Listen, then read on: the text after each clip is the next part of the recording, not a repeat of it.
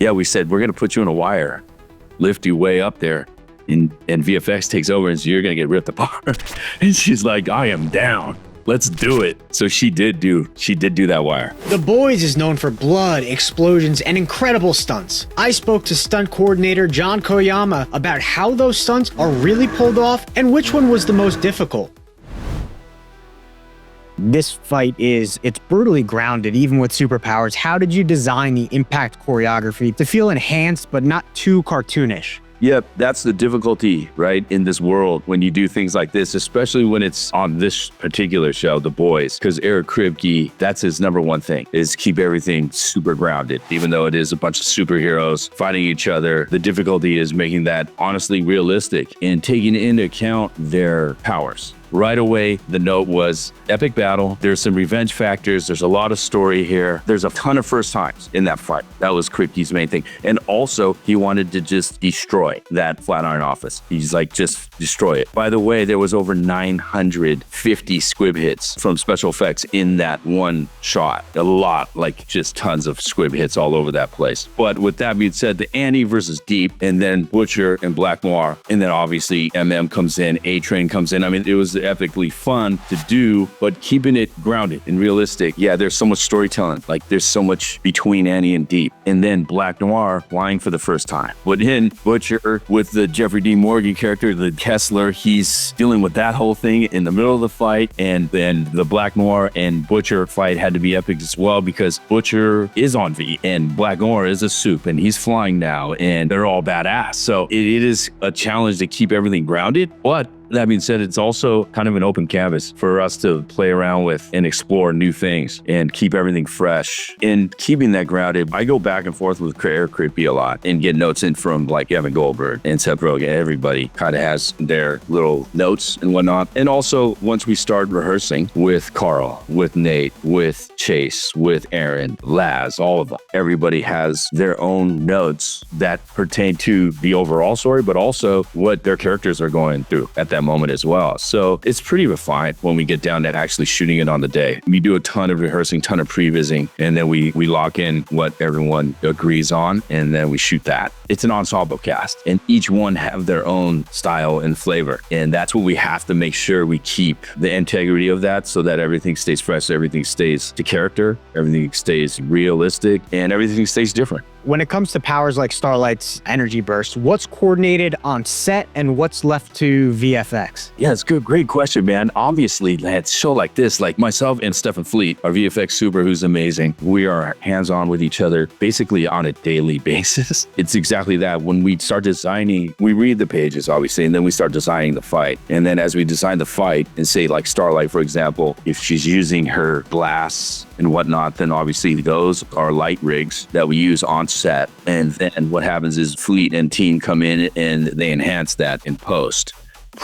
But we actually use a light rig that's attached to her hands. Oh, that's awesome.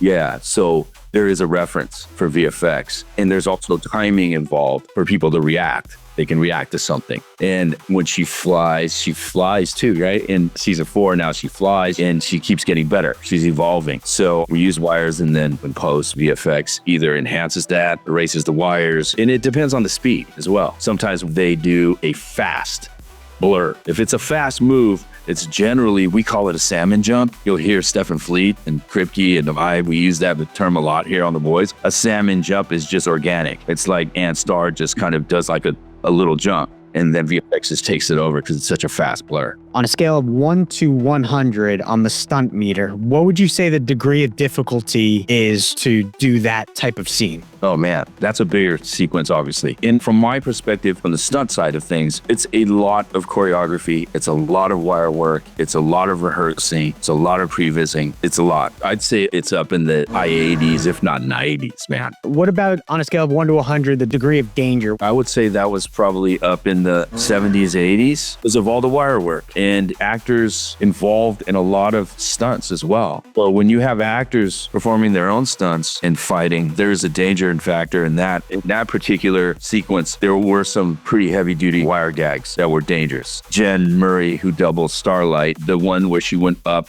to the vent and then came down to the table, it chipped off the table into the deck. Things like that. Those are dangerous. The next scene I want to talk about is Starlight versus Shapeshifter. How do you tailor choreography to match each version of Shapeshifter? For instance, do you change fighting styles depending on whether they appear as Starlight, another soup, or a random civilian? That's high degree difficulty, because now we're talking about Erin having to learn both sides of a fight, right? And the exact timing. She had to learn both sides because she's fighting herself. There are obviously shots where we went over the double, but there are also times where she had to fight herself. So that was on a Moco camera rig, and also in rehearsal, she was on a metronome. So it's like beat, click, click, click, click. So each beat, block, and the timing had to be perfect, but also her physical placement had to be perfect, right? On both sides of it.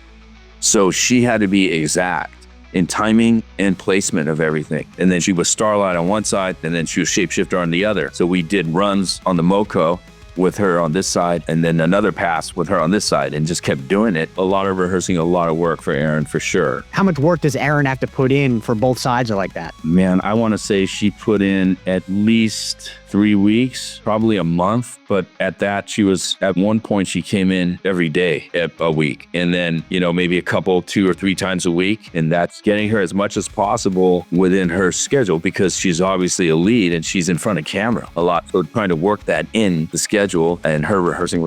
Yeah, it was a lot. She put in a lot of work. On the stunt meter, degree of difficulty 1 to 100 in that scene, I would say that was in, again, high 80s, 90s for difficulty. The want here is that the actors do all their own stuff, except for any wire work, obviously, in big stunts. But everything else, when it comes to choreo, they do pretty much 90% of their own choreo and fighting here. That's like what we like to do, because we want to see their faces doing it. We don't want to hide. The last scene I want to talk about is when Butcher kills Neuman after getting his new powers. As Butcher lifts up Neuman, how is the wire work executed? Is that Claudia actually up there? It is. Okay. It is. And let me tell you, first of all, man, I'm super blessed. This cast is awesome. All of them, top to bottom, all of them. Super talented, insanely nice, coolest people. It's bittersweet because we're in the middle of season 5, the final season, and all of us will miss this show. With that being said, Claudia doing it is awesome. She is the coolest and talented and so game. She wants to do everything and anything. And yeah, we said, we're going to put you in a wire, lift you way up there. And VFX takes over and so you're going to get ripped apart. And she's like, I am down. Let's do it. So she did do that wire. And it's a big rig. What's something viewers might not notice about the stunt work in this scene, but you're especially proud of? When the agents get taken out, the guy goes through the window, and also the wire gag because it's a cannery, it's like a factory. That was a really cool setup with special effects, because that's all practical, and goes into a metal, loading kind of conveyor belt thing, bends all that. Very cool stuff, dangerous too, in barrels and stuff. That's highly choreographed and highly rehearsed. And then obviously at the end, Claudia Neuman going up and getting exploded and stuff. Super fun stuff. And then at the end with the giant blood rig that special effects did, and Jack just got, look, Huey it's a given. Huey is gonna get destroyed and covered in blood. He's so great with it. It's all fun. On a scale of 1 to 100, how difficult is that? For Claudia to have to do that, definitely in the 70s, man. It's a ton of setup time. See the rehearsals, bringing Claudia in, doing all the wire stuff and testing with her, and her just down for it. It takes a lot of core strength on Claudia. So which season 4 stunt was the most difficult to create in The Boys? Well, we have a tie between the Flatiron scene and the Annie versus Shapeshifter fight. What's your favorite stunt in The Boys? Comment down below. And thanks so much for watching. Stay tuned for more exclusive behind the scenes insights from your favorite TV shows and films.